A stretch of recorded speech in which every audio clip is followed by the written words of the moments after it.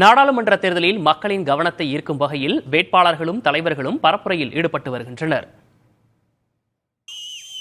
கள்ளக்குறிச்சி தொகுதி நாம் தமிழர் கட்சி வேட்பாளரை ஆதரித்து கட்சியின் ஒருங்கிணைப்பாளர் சீமான் பரப்புரையில் ஈடுபட்டார். அப்போது அங்கிருந்த தொண்டர்களின் கோரிக்கையை ஏற்று சுமார் 7 நிமிடத்திற்கு பாட்டு பாடினார். இதனால் தொண்டர்கள் அனைவரும் உற்சாகமடைந்தனர். திருச்சி தொகுதி மதிமுக வேட்பாளர் துரை வைகோவிற்கு ஆதரவாக திமுக எம்எல்ஏ முத்துராஜா பரப்புரையில் ஈடுபட்டார்.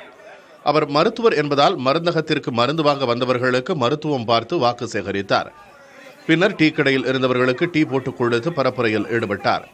மேலும் தீப்பெட்டி சின்னத்தை வாக்காளர்களிடம் எடுத்துச் செல்லும் வகையில் அப்பகுதியில் உள்ள வீடு ஒன்றில் அடுப்பை தீப்பெட்டியை வைத்து பற்ற வைத்தும் வாக்கு சேகரித்தார்.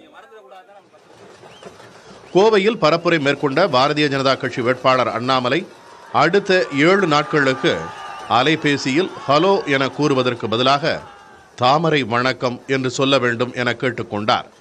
முன்னதாக கலை நிகழ்ச்சிகளுடன் அண்ணாமலைக்கு வரவேற்பு அளிக்கப்பட்டது. அப்போது கம்பு சுற்றி தனது பரப்புரையை தொடங்கினார்.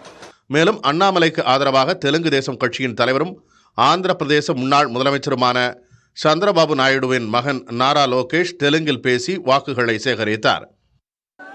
ఈరోజు మీరందరూ ఒక ఉద్యోగం చేస్తున్నారు. ఆ ఉద్యోగానికి రాజీనామా చేసి ప్రజాసేవకు వస్తారా? అలాంటిది ప్రభుత్వ ఉద్యోగం వ్యక్తి, ఒక ఐఏఎస్, ఒక ఐపీఎస్ గా పనిచేసిన వ్యక్తి రాజీనామా చేసి ప్రజల సేవకు వస్తాడా అని అడుగుతున్నా. தேனி தொகுதி அதிமுக வேட்பாளருக்கு ஆதரவாக நடிகர் கார்த்திக் பரப்புரை மேற்கொண்டார். அப்போது எம்ஜிஆர் ஜெயலலிதா குறித்து ஏன் பேசவில்லை என கூறி கூட்டத்தில் இருந்த நபர் வாக்குவாதத்தில் ஈடுபட்டார்.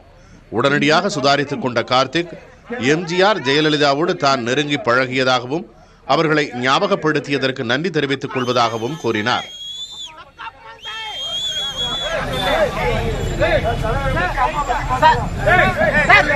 ஒன்னு சொல்ற கேளுங்க, புரட்சி தலைவர் அவர்களை கேளுங்க. எங்க அப்பா காலத்துல இருந்து எனக்கு 8 வயசுல இருந்து தெரியும்.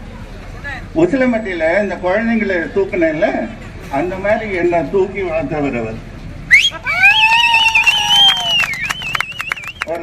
காஞ்சிபுரம் மாவட்டம் ஸ்ரீபெரும்புதூர் தொகுதி அதிமுக வேட்பாளர் பிரேம்குமார் தெருக்கூத்து கலைஞர்களுடன் சென்று வாக்கு சேகரிப்பில் ஈடுபட்டார்.